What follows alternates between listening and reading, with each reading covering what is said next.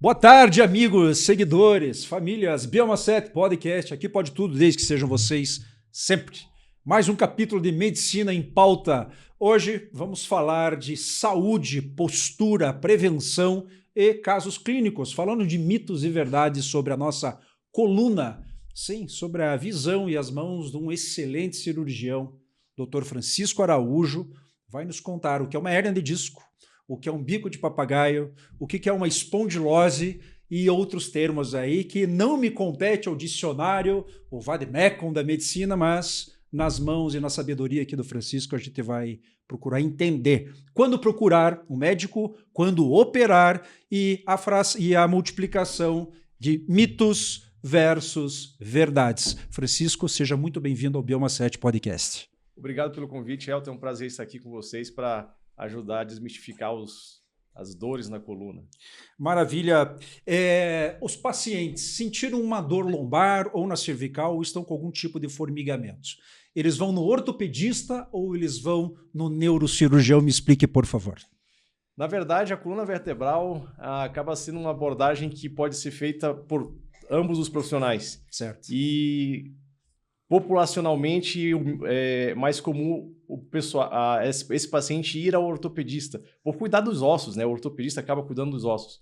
Mas nós, neurocirurgiões, temos uma formação extremamente completa durante a nossa residência médica para abordar esses pacientes com problemas de coluna. Afinal, a nossa coluna vertebral, ela comporta a medula espinhal, que nada mais é do que uma continuidade do nosso cérebro, né? Certo. E por ali vai sair todos os nervos, que vai para os nossos braços, para nossas pernas. Então, a procura pelo neurocirurgião, ela não é tão comum na sociedade, por falta de conhecimento, na verdade. Até porque são poucos os neurocirurgiões que se especializam dentro da área da cirurgia de coluna. Né? Então, é basicamente por essa falta de conhecimento. Mas, assim, tanto um especialista, um ortopedista especialista em cirurgia de coluna, quanto um neurocirurgião especialista em cirurgia de coluna, podem tratar essas doenças de maneira geral. Certo. Qual que é o caminho para o paciente chegar até você? Geralmente é a dor? Geralmente é a dor, mas a questão de procurar diretamente o neurocirurgião é basicamente pelo fato dele começar a ter algum formigamento, algum amortecimento, a sensação de uma perda de força, que ele aí nessa situação ele acaba tentando, que é um sintoma mais neurológico do que um sintoma, digamos que osteomuscular, né, que seria relacionado à coluna em si. A coluna, entendi. Os casos clínicos que chegam para você, eles são, na grande maioria, de traumas ou de um desgaste, abre aspas, natural do nosso corpo? No consultório, a vivência do dia a dia é mais relacionada ao desgaste. O trauma geralmente é uma coisa mais de emergência, que vai diretamente ao hospital. Certo. Eu atendo bastante a parte de trauma, porque eu tenho um vínculo com o hospital universitário, com residência médica da neurocirurgia, então a gente tem uma abordagem nesses pacientes de trauma, mas no consultório, no dia a dia, acaba sendo mais o desgaste. Maravilha. A dor da coluna atinge quase que todo brasileiro? Eu andei lendo sobre isso ou existem mitos e verdades aí? Ah, sim. Aproximadamente 80% da população mundial vai ter algum problema na coluna. Certo.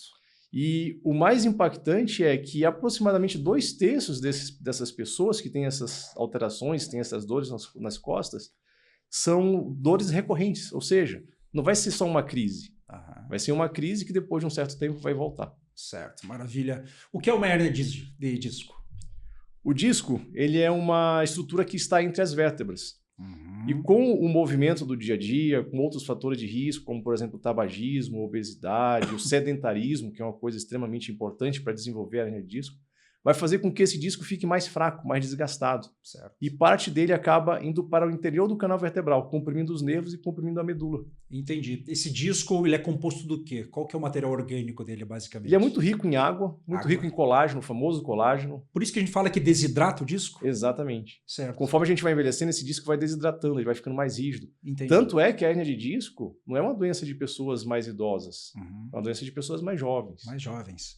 E, por exemplo, assim, eu acho que eu estou com uma hérnia. Como é que o paciente deve proceder? Procure imediatamente o médico ou a gente precisa ter um acompanhamento mais tranquilo em relação a isso?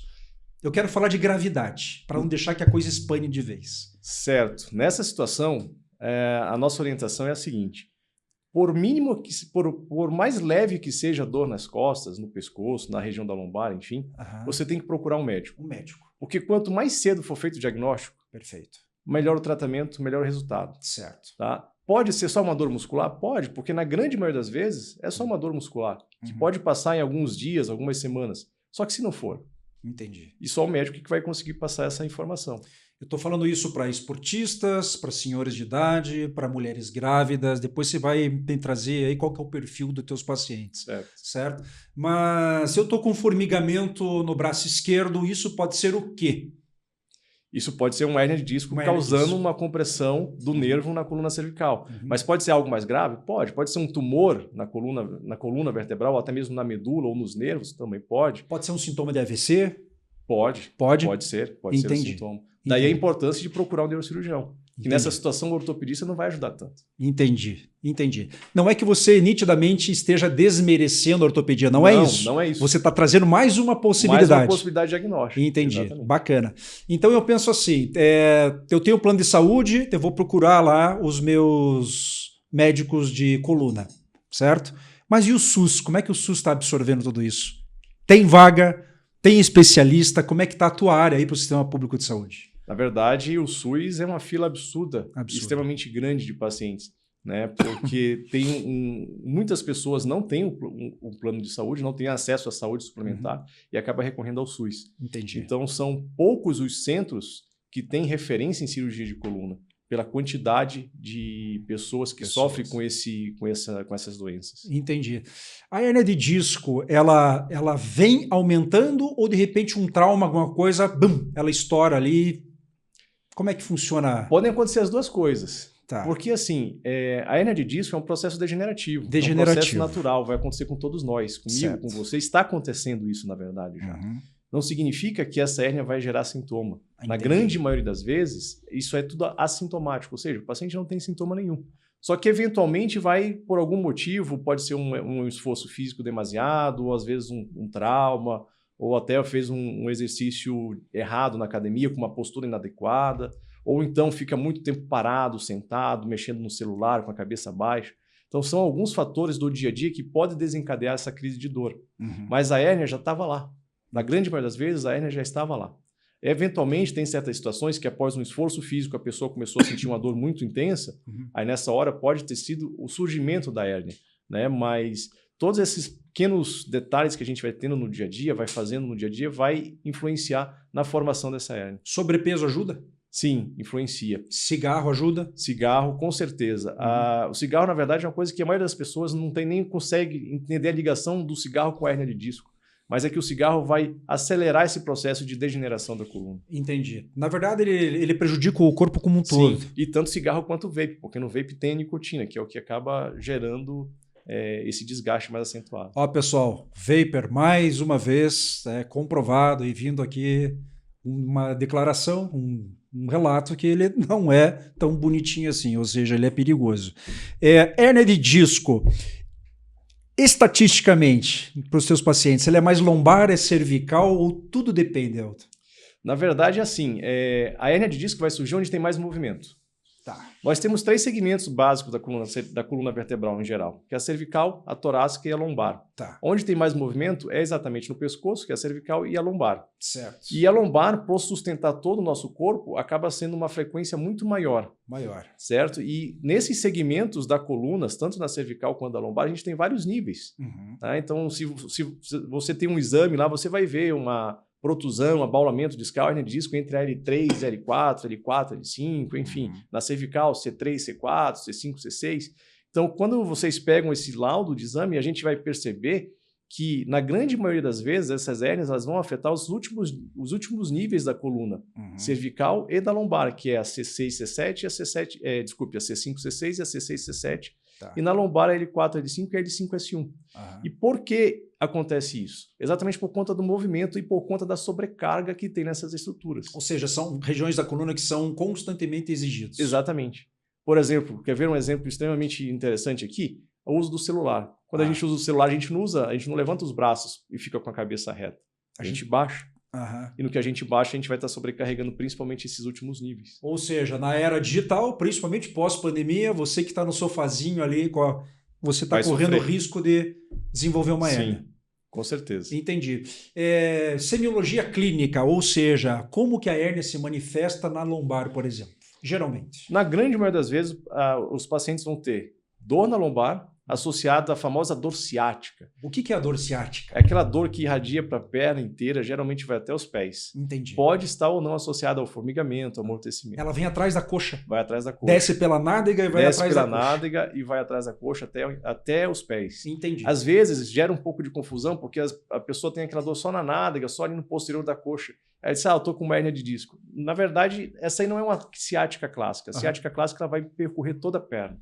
E nessa situação é extremamente importante procurar um neurocirurgião, não tem como. Perfeitamente. Na região cervical do pescoço, qual que é a manifestação clínica clássica? Também é associado à sensação de dor na região. Aham. Pode ter a sensação de dor em volta da escápula ali, que é a omoplata, a famosa omoplata ali. Aham. E também pode irradiar para os braços. O que acaba assustando mais o paciente é quando irradia para o braço esquerdo. Porque vem aquela confusão, será que esse amortecimento, esse formigamento que eu estou tendo, eu estou infartando? Entendi. Porque às vezes o paciente ele não vai ter a dor no pescoço, ele pode só ter a dor irradiada. Entendi. E isso acaba assustando. Ele vai ao pronto-socorro achando que está infartando e o médico que vai atendê-lo vai acabar vendo e diz, não, provavelmente não é um infarto, é alguma coisa da coluna. E nesse achismo, a gente tem a mania hoje em dia de ir para o Google, Sim. né, que é o pai de todos, mas não é tão pai assim, Sim. Tem muita mentira ali dentro. Sim. O que a gente deve fazer ou não? É ir no médico. É ir no médico, não tem como postergar isso aí. Perfeito. Como eu falei, quanto mais cedo for feito o diagnóstico, melhor o tratamento. Perfis de paciente. Tem paciente que pode ter uma hérnia e nunca se manifestar, ou seja, não vai te procurar. Tem paciente que tem um achado clínico, que tem uma hérnia e vai no médico e já fica preocupado. Como é que se acalma esse cara? Nessa situação, a gente tem que... Eu falo para o paciente o seguinte, você tem que se preocupar com o seu sintoma, não com o que está escrito no laudo do teu exame. O laudo do teu exame não significa que está causando alguma coisa em você. Então, o mais importante é o sintoma que o paciente está relatando. Se ele ele encontra uma hérnia de disco, ele encontra um desgaste mais acentuado do disco e está totalmente assintomático, não precisa fazer absolutamente nada, só acompanhar, orientar e, lógico, fazer, na verdade, as medidas de prevenção. Prevenção, que daí entram, por exemplo... Exercício físico, ok, postura no dia a dia, evitar posturas inadequadas. Peso adequado. Peso adequado, uma nutrição adequada, um sono adequado, porque tudo isso influencia no bem-estar da pessoa no dia a dia. Perfeito. A gente tem mania de olhar na internet, achar que é médico e achar que é farmacêutico. Vitamina B12, quem deve tomar? Ela faz parte de um tratamento neurológico? Explique um pouco sobre isso. A vitamina B12 ela é muito importante na cicatrização do nervo. Tá. Então, não é porque a pessoa tem lá um problema na coluna que ela vai usar essa vitamina B12 que vai influenciar. Tá. Não. São casos específicos que, eventualmente, quando o paciente tem algum comprometimento neurológico, aí ela pode realmente influenciar, a ajudar no tratamento, a ter controle da dor a longo prazo. O estudo de colágeno, já existe alguma coisa que pode ajudar ou ainda é empirismo, digamos assim? Então, colágeno é uma crença popular de que vai resolver tudo, né? A pessoa vai ficar com a pele bonita, vai ficar com as articulações legais. Sim. E vai poder fazer tudo com colágeno. Tá. Na verdade, os estudos científicos que mostram o uso do colágeno, eles não têm tanto benefício assim como realmente é pregado pela população e tem alguns médicos que acabam prescrevendo com uma certa frequência, né? Eu sempre costumo falar que é melhor o paciente investir em condicionamento físico, em preparo físico, em atividade física, do que ele ficar tomando medicamento à base de colágeno. Entendi. Porque o colágeno não vai trazer nenhum resultado milagroso. Certo, certo. Dessa prevenção, você tem muito contato com fisioterapeutas. Sim. Mas no pós-operatório, depois que o cara já retirou a hérnia e fez todo aquele procedimento, a gente já vai entrar aí. O que você recomenda? É descanso ou bora manejar isso aí que o corpo precisa de movimento? Como é que funciona? Nosso corpo não foi feito para ficar parado. Olha aí, pessoal. Por isso que o sedentarismo é tão falado na medicina. Porque o corpo foi feito para agir. A vida é movimento, é mais ou menos isso? Sim, exatamente. E quanto mais parado nós ficarmos, mais dor a gente vai ter. Certo. Tá? Seja num pré-operatório, a pessoa nunca... não vai precisar de cirurgia? Não vai precisar de cirurgia. Se essa pessoa tem uma crise de dor e ela ficar muito tempo parada, ela vai ter muito mais chance dessa dor só piorar. Então, o ideal é sempre se movimentar. O pós-operatório, o paciente não precisa ter medo, ele tem que se mexer. Entendi. Quanto mais mobilidade ele tiver, com certeza a evolução dele vai ser melhor. Mas, lógico, isso aí tem que ter um suporte profissional muito adequado. Não é simplesmente pegar e começar a fazer alguma coisa sem orientação. Por que existe tanto medo de se operar a coluna? Provavelmente o medo está muito relacionado à questão da pessoa ficar sem andar, sem mexer um membro, que seria o braço, a perna, e ficar incapacitado pro resto da vida. Certo. Mas esse medo, na verdade, ele tem que ser levado, tem que pensar de uma outra maneira. Você tem medo de operar, mas você não tem medo de ficar assim? Né? Às vezes teve uma situação que eu tive uma mãe, estava com um filho de mais ou menos uns 3 anos, e ela procurou ajuda, porque ela começou a ter dor nas costas, dor na lombar, foi feito um diagnóstico de hernia de disco, que ela estava com medo de operar. Só que ela não estava conseguindo cuidar do filho dela. E ela chegou com esse relato: doutora, eu não estou conseguindo cuidar do meu filho e isso é uma coisa que está me prejudicando. Só que eu não quero fazer a cirurgia, porque eu tenho medo de piorar. Aí a gente parou, a gente conversou, refletiu e disse: você não tem medo de ficar assim pro resto da tua vida e você não conseguir acompanhar o crescimento do seu filho? Né? Então é uma coisa que, querendo ou não, acaba impactando na vida da pessoa. Então, ela tem o medo da recuperação no pós-operatório, mas ela não tem o medo de ficar do jeito que ela está por muito tempo. Certo. Então, ela tem mais medo de enfrentar a cirurgia. É aquela velha história, né? Se a gente tem medo de sair da nossa zona de conforto. Sim. Se a gente está saindo da zona de conforto, a gente sempre vai ter medo. Entendi. Casos que você opera, como é que funciona você lá no centro cirúrgico, com aquelas luzes, tudo, aquela coisa maravilhosa lá? O que você mais atende? Na grande maioria das vezes, depende muito do público, né? Na grande maioria das vezes, se for pessoa mais jovem, vai ser mais uma hernia de disco, compressões do nervo mesmo, ocasionadas geralmente por essas alterações. Agora, se tem um paciente mais idoso, geralmente o paciente idoso ele vai sofrendo outras alterações na coluna conforme vai envelhecendo. Por exemplo? Como, por exemplo, a estenose do canal vertebral, que é nada mais do que o estreitamento do canal por onde está passando a medula espinhal. E acontece em nível cervical? Onde que Tanto acontece? na cervical quanto na lombar. Sendo que na cervical é muito mais grave, porque ali a gente tem a medula espinhal em si, e aí a compressão da medula vai deixar o movimento muito mais... a compressão vai deixar um movimento muito mais debilitado. Ou seja, uma compressão na medula cervical, a pessoa pode ter dificuldade para mobilizar os braços, dificuldade para caminhar, dificuldade para se equilibrar. Porque é o início da via, Porque é o início, exatamente. Na lombar, a pessoa vai ter mais dificuldade para caminhar e, às vezes, um pouco mais de dor na perna. Entendi. Aí, o mais interessante é que, às vezes, na cervical, quando acontece isso numa pessoa idosa, ela não sente dor. Ela só sente alterações de movimento. Ela vai percebendo que não está conseguindo caminhar direito, que está perdendo a destreza nas mãos, que ela não consegue manipular objetos de maneira mais delicada, não consegue abotoar e desabotar uma camisa, não consegue segurar uma xícara, que perde a força na mão e cai. Então, são sintomas que acabam sendo sintomas de alarme que são importantes para a pessoa idosa identificar. E nessas situações, isso não é uma hernia de disco, na grande maioria das vezes, é mais um estreitamento. Estreitamento. Aí, por isso que o público, depende da faixa etária, são doenças diferentes que a gente acaba tratando no dia a dia. Uma linguagem popular, esse estreitamento, como é que ele acontece? São os ossos que comprimem o canal? O que é na morfologia ali da coisa? Sim, são os ossos que comprimem, o próprio disco que vai se desgastando, como você mesmo comentou no início, que o disco ele é rico em água, então ele vai secando quando a gente vai envelhecendo. E por isso vai acontecendo uma formação a formação do que a gente chama de osteófitos, que são os bicos de papagaio. Isso. E esses bicos de papagaio vai acabar causando a compressão desses nervos e da medula. Entendi. E daí a tua cirurgia ela vem ser corretiva. Sim, a gente faz uma descompressão dessas estruturas neurológicas que estão sofrendo com essa compressão e, ao mesmo tempo, uma estabilização da coluna. Uma recuperação de uma cirurgia de coluna. Quanto tempo, mais ou menos? Eu falo que a cirurgia de coluna ela não é simples. Por mais que seja uma cirurgia menos invasiva que a gente tende a fazer hoje em dia, essa recuperação não vai ser uma recuperação a curto prazo. Mas, em média, aí, geralmente, as primeiras 3 semanas são as semanas mais críticas. Depende muito do paciente também, se é um paciente que é um paciente mais ativo, um paciente que é mais saudável, ele tem uma recuperação que tende a ser mais breve, em torno ali de 2 meses. A importância do fortalecimento da musculatura que nos mantém com postura. Ela é interessante preventivamente ou só a partir, de repente, de uma idade entre os 40 e 50 anos? Como é que está isso hoje na ciência? Não, a prevenção nessa situação ela é essencial. Então o fisioterapeuta tem muita parceria com vocês. Fisioterapeuta na multidisciplina. E preparador físico também. Preparador físico também. Sim. Entendo. O exercício físico ele é crucial para a saúde e bem-estar do ser humano como um todo e principalmente da coluna vertebral e da musculatura que está ali em volta. O que é que acontece? A gente acha que, na grande maioria das vezes, o problema está na coluna, está na coluna, está na coluna. Mas, se a gente for ver o que está em volta dela, a gente tem muita musculatura em volta. E se a gente tem uma musculatura fraca, isso vai sobrecarregar a coluna. Entendi. Por isso que a forma de prevenção com exercício físico ela é extremamente importante. Tá certo. Me conte uma coisa. Fisioterapia, medicina, que é a sua área, e a nutrição. Hoje você tem uma equipe multidisciplinar. Sim. Tem psicólogo também? Sim, tem uma psicóloga Por que também. o psicólogo?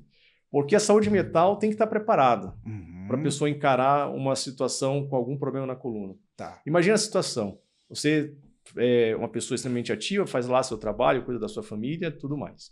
De repente vem uma crise de dor que pode te deixar incapacitado por algumas semanas. E essa crise não vai melhorando, ela vai se estendendo. Tá. Com certeza você não vai conseguir render de maneira efetiva no trabalho. Tá. Você vai ter problemas pessoais na própria família, própria dentro de casa, com esposa, com filhos, enfim. Então, a saúde mental ela vai estar envolvida nessa situação. Não tem como negar isso.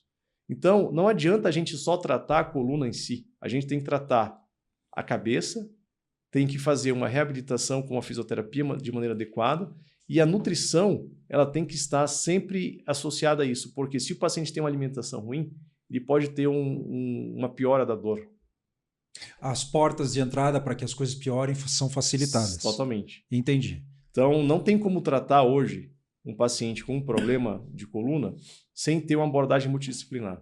Agora, você que é CEO, você que trabalha 24/7 sentado o tempo todo na frente do computador ou em reuniões, qual que é o perigo desse perfil de paciente? Ficar sentado é uma coisa extremamente danosa para a nossa coluna, principalmente para a região lombar. Uhum. Porque exatamente onde tem uma maior incidência de desgastes, que é no final da região da coluna lombar, é onde vai ter uma maior sobrecarga quando a pessoa fica sentada. Então ela acha que ficar sentada é confortável, está tudo bem, está tudo tranquilo, mas não. Isso vai gerar problemas na coluna. E a gente vê muito isso, a gente viu muito isso na pandemia. O home office veio para ficar e tem muita gente ficando no home office e fica sentado o dia inteiro. A pessoa tem que se mexer, ela tem que se levantar, porque senão a coluna vai sofrer. Vai sofrer. E para o outro público que vão para o 880, para os atletas, o que você dá de dica aí? Para os atletas, o mais importante é não só sair correndo, só sair pedalando. Certo. A pessoa tem que ter um fortalecimento. Aham. Ela tem que ter uma musculação, ela tem que ter um exercício de resistência, Aham. que seja uma musculação, um pilates. Aham. Porque o preparo da musculação, o preparo que ela proporciona para articulação, para manter esse músculo mais forte, evita com que a pessoa tenha lesões durante a prática do esporte. E a medicina como um todo, né? Sim. Um amigo meu, esses tempos, começou e virou corredor, mas ele descobriu que ele tinha um prolapso da válvula mitral e dava lá uma descompensada na batida cardíaca. Ele só foi descobrir isso na corrida. Sim. Né? E daí, claro, ele foi para o médico. Mas, ou seja, dá para ir numa consulta médica, num clínico geral, para fazer alguns exames para saber se eu posso iniciar no esporte? É esse o caminho, mais ou menos? Na verdade, assim, se você vai pensar em começar um esporte, começar uma atividade física, o ideal é você procurar um médico antes. Antes. Tá? Aí vem aquela velha história. Qual médico que eu vou procurar? Um clínico, um ortopedista, um cardiologista? Isso. Cada um vai ter a sua função. Aonde que ele deve ir, então? Então, assim, minha orientação é sempre procure um cardiologista para você ver se a parte cardiopulmonar está adequada, se o coração está ok, se o pulmão está ok. E aí tem que procurar um especialista na parte osteomuscular. Tá? Pode ser um ortopedista? Até pode ser um ortopedista. Pode ser um neurocirurgião especialista em coluna? Sim, mas a gente vai estar focado mais na parte vertebral. E hoje em dia também tem a questão do médico do esporte, que ele acaba fazendo... Medicina do esporte. Medicina do esporte, que ele acaba fazendo toda essa abordagem. Entendi. A corrida de rua impacta muito na coluna? Como é que é isso aí? Isso, na verdade, é a questão que acaba sendo um mito, né? Um mito. Porque, assim, acreditava-se que o impacto da corrida poderia causar hérnia de disco, poderia causar mais lesões na coluna vertebral. Por estar na passada. Exatamente, na corrida. por conta do salto que você tem ali e o impacto. Na verdade, tem artigos científicos que mostram que a corrida acaba desacelerando o processo de degeneração da coluna. Olha só que interessante. Exatamente. Barbaridade. Então, assim, o mais importante é a pessoa que antes de começar a correr, ela procurar uma ajuda médica para ver como é que tá e tudo mais. Se ela já tem principalmente um histórico de dor na coluna, será que essa pessoa tem uma hérnia de disco? Será que ela não tem? Entendi. Então isso é importante, porque tem certas situações que a gente contraindica a prática da corrida. Certo. Né? Mas são pequenas situações, são poucas situações que isso acontece. Na grande maioria das vezes a pessoa pode correr, não tem problema. Só que tem que ter uma orientação médica, uma orientação do profissional de educação física também. Paciente hipocondríaco, ele descobriu que tem uma hérnia, ela é assintomática, mas ele quer operar. Existe esse cara? Pelo amor de Deus, procure uma segunda opinião nessa situação. Entendi. Tá? Porque se ele está sem sintoma, certo. se ele só foi um achado de exame, certo. Então, se ele vai no médico e esse médico quer operar, pelo amor de Deus, procure uma segunda, terceira, quarta, quinta opinião, que seja. Perfis de público, quem tem mais hérnia estatisticamente no globo? Homens ou mulheres? Na grande maioria das vezes são mais os homens. Por causa do excesso de movimentação e o perfil masculino que se movimenta mais? Não tem Qual que é uma relação direta, mas tem. acaba sendo muito mais comum em homens. Homens? Tá. O homem tem muita dificuldade, ou pelo menos tinha, de ir ao médico, né? Sim. Porque é mais teimoso, digamos assim. Isso para a tua área já está desmistificado? Acho que sim. Acho que nessa situação não tem muito esse medo, esse preconceito de ir procurar. Eu vou jogar algumas palavras, você fala se é mito ou verdade. Certo. Hérnia é grave? Depende. Depende. Se for na cervical, eu considero uma doença grave. Tá. Entendi. Principalmente porque eu sou neurocirurgião. E a gente tem uma visão dos nervos um pouco mais diferenciada. Bico de papagaio? Pode ser grave e pode não ser grave, mas todo mundo vai ter. Certo. Lesões onde a pessoa ficou sem movimento durante um tempo e voltou a se movimentar. Existe? Sim, existe. Existe. Existe. E isso tudo o que vai mais ajudar vai ser a reabilitação com fisioterapia. Células-tronco? Ainda precisa ser estudado. Certo. Nutrição? É essencial. Perfeito. Cirurgia, o que você tem a dizer para que as pessoas fiquem um pouco mais tranquilas? A cirurgia da coluna hoje ela é extremamente segura, tá? Principalmente por conta do avanço tecnológico. Certo. Tá? Hoje a gente usa muito o sistema de navegação para colocar próteses, principalmente os parafusos na coluna. O que é esse sistema de navegação, Dr. Francisco? A gente fala que é como se fosse um GPS. Tá? Dentro da neurocirurgia é conhecido como neuronavegação. Ela foi muito idealizada para cirurgias cerebrais. Tá. Só que depois ela acabou se estendendo para a cirurgia de coluna também. Uhum. Tá? É como se fosse um GPS, que ela nos orienta de maneira mais precisa aonde colocar as próteses de maneira mais adequada, sem ter uma chance de lesão neurológica. Entendi. As próteses melhoraram a qualidade? Sim. Cada vez mais a tecnologia vai avançando e as próteses estão ficando cada vez mais seguras. O Brasil já fabrica essa prótese ou elas são importadas? Tem fabricação nacional e tem, mas a grande maioria dos materiais que a gente utiliza nas cirurgias são materiais importados. O SUS já tem acesso a essas próteses? Sim. O que você daria de conselho para aquele cara que trabalha com 2 monitores e volta e meia está fazendo isso aqui? Que a gente sabe que isso é um caso clássico de hérnia. O mais importante nessa situação é a pessoa sair daquela posição que ela está ficando por muito tempo. Tá. Independente se esteja sentado, mexendo no celular, só no computador, no notebook, a pessoa tem que sair. Cada hora que ela está trabalhando, ela tem que se levantar, tem que fazer alguma coisinha e depois volta a sentar de volta. Tem um negócio muito interessante que eu oriento até os pacientes, dependendo de cada situação, é que tem certas mesas que elas mudam de altura. Então, a pessoa consegue trabalhar tanto sentada quanto em pé. Então, se às vezes a pessoa precisa ficar muito tempo trabalhando nessa situação, essa mesa acaba sendo adequada, que ela consegue levantar e não precisa ficar muito tempo sentado. Entendi. Altura adequada do travesseiro. Isso é importante. O travesseiro não pode ser nem muito alto nem muito baixo. Tá. Porque ele pode interferir na postura do pescoço. Aí você passa uma noite de sono extremamente agradável e você acorda de manhã com dor. Tá. Você não vai saber por quê. Ninguém está sabendo por quê. Porque eu estou com dor. Poxa, eu não fiz nada diferente. Quando você vai ver a altura do travesseiro. Você tem que estar na altura adequada para você manter o alinhamento da tua coluna de maneira mais como se estivesse reta. Não queremos jamais ofender ou desmerecer outras áreas ou profissões. Mas quais cuidados com aquele cara que não vai no médico, mas vai no quiroprata? Nessa situação, a gente sempre preconiza, procure o médico antes. Tá. Às vezes é por questão de acesso, é mais difícil conseguir uma agenda com um profissional, aí acaba sendo mais fácil no quiroprata ou no fisioterapeuta antes, mas o atendimento médico ele é crucial para fazer o diagnóstico. Entendi. No teu caso, o paciente entra, você faz o diagnóstico, é um paciente que precisa de cirurgia ou indicação cirúrgica, ele termina, você já encaminha para o fisioterapeuta, psicólogo, nutrição. Qual que é o tempo de recuperação nesse sentido desse ciclo aí? 6 meses, 1 ano, como é que tá? Geralmente, em torno de 6 meses é o que eu falo para os pacientes. Tua recuperação vai ser aproximadamente 6 meses. Sendo que depende de como você estiver evoluindo, do que você vai estar fazendo, essa recuperação ela pode ser mais breve. Tá. Mas é mais ou menos essa em termos gerais. Importante aderir Sim. ao processo da multidisciplina. Exatamente. Tá. A aderência que eu vejo que é o maior problema. Porque, assim, a maioria dos pacientes, eles eu tô com problema na coluna, vou tomar um medicamento, vou no fisioterapeuta e resolve. Só que se ele não levar em consideração as outras coisas, outros pilares, por exemplo, a nutrição e a questão da saúde mental, se a pessoa não estiver preparada para encarar uma recuperação pós-operatória de maneira mentalmente saudável, ela não vai conseguir. Então, ela tem que ter um preparo mental adequado para conseguir encarar a recuperação pós-operatória.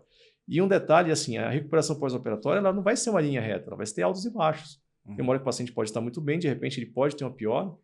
Então, ele tem que estar preparado para isso. O paciente operou com você, ele se sentiu bem e daqui a pouco a dor volta. Existe possibilidade? Sim, isso existe. Por quê? Depende muito aí nessa situação, principalmente a recuperação pós-operatória e o que a pessoa fez. Tá. Né? Eu tive uma situação que eu operei um paciente e era uma hérnia de disco. E toda vez que eu opero meus pacientes, eu falo as possíveis complicações que podem surgir no decorrer da recuperação. E esse paciente aí trabalhava erguendo muito peso. Tá. A cirurgia foi um sucesso. Ele chegou no consultório que ele não conseguia nem ficar sentado. Ele foi direto para uma maca. Tá.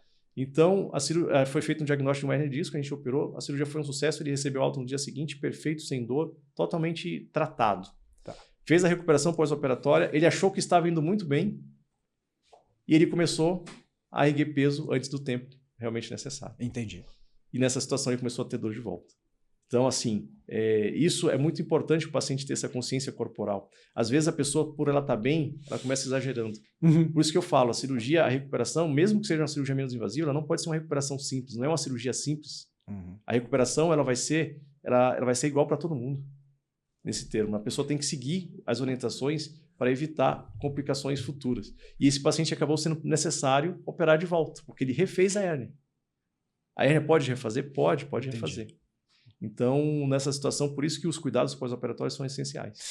Você faz a cirurgia da cervical? Eu queria saber, curiosidade minha, por que eu acesso aqui pela frente?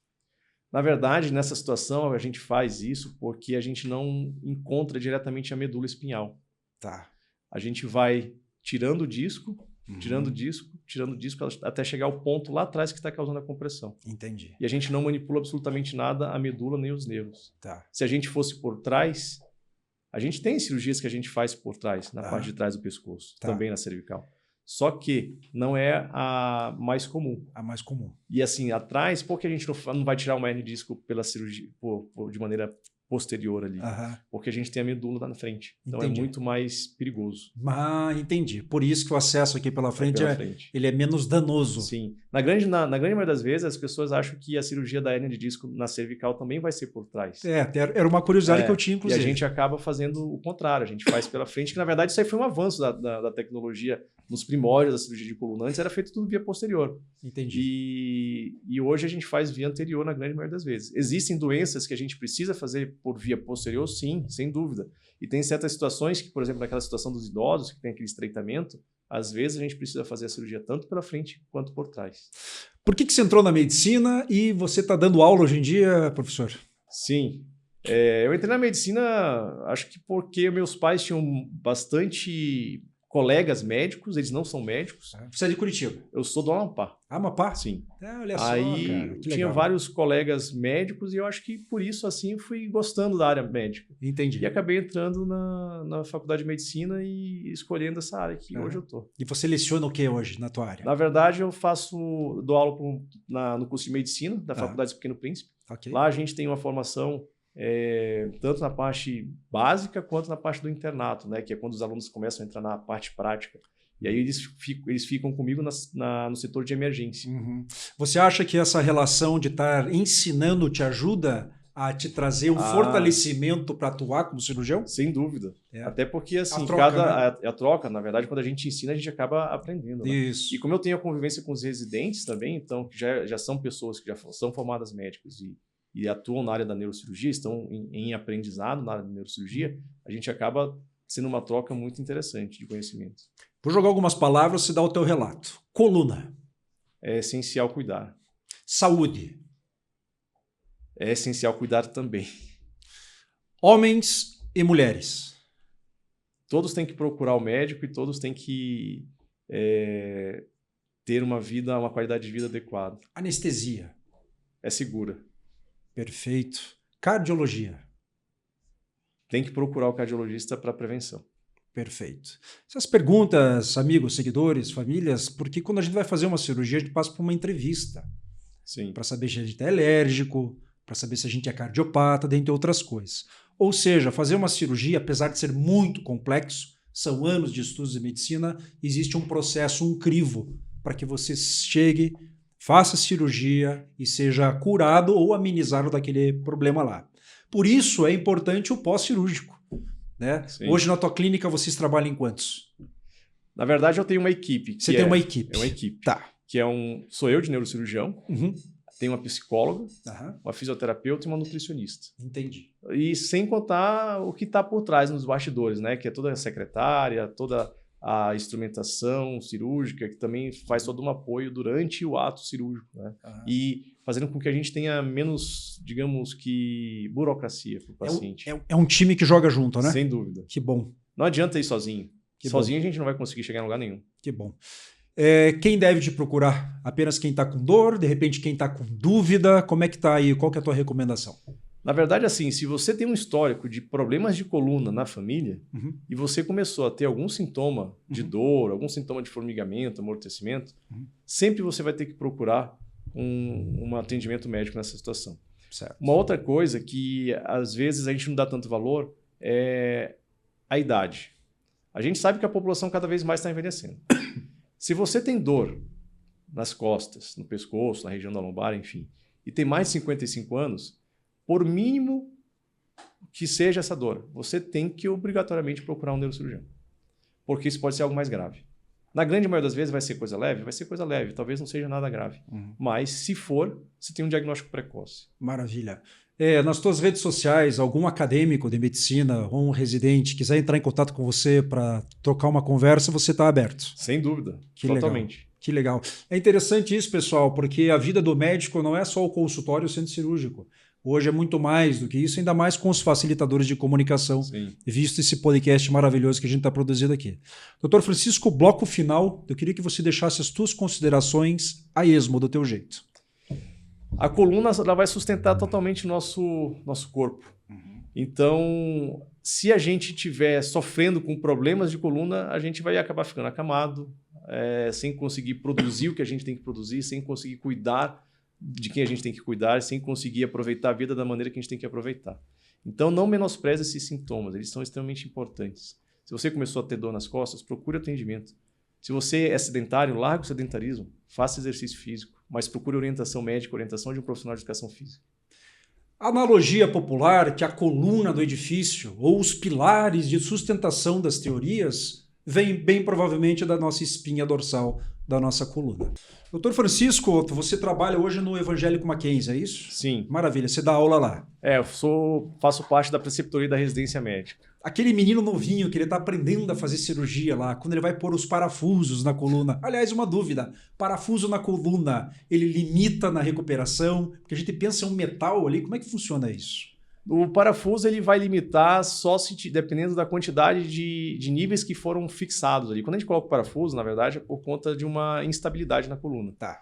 Na verdade, o paciente já vai estar tendo a limitação antes de operar. Então o parafusinho ele é um estabilizador. Estabilizador. Tá. A gente usa ele para estabilizar. Ele está a serviço da nossa saúde. Exatamente isso. Tá. E muita gente tem medo. Eu não vou conseguir mais amarrar o sapato quando tiver uma cirurgia de artrodese, que é essa cirurgia que a gente usa para fixar a coluna. Porque na cabeça dele, de repente, vem, me corrija se estiver errado, eu vou ficar parafusado. Sim.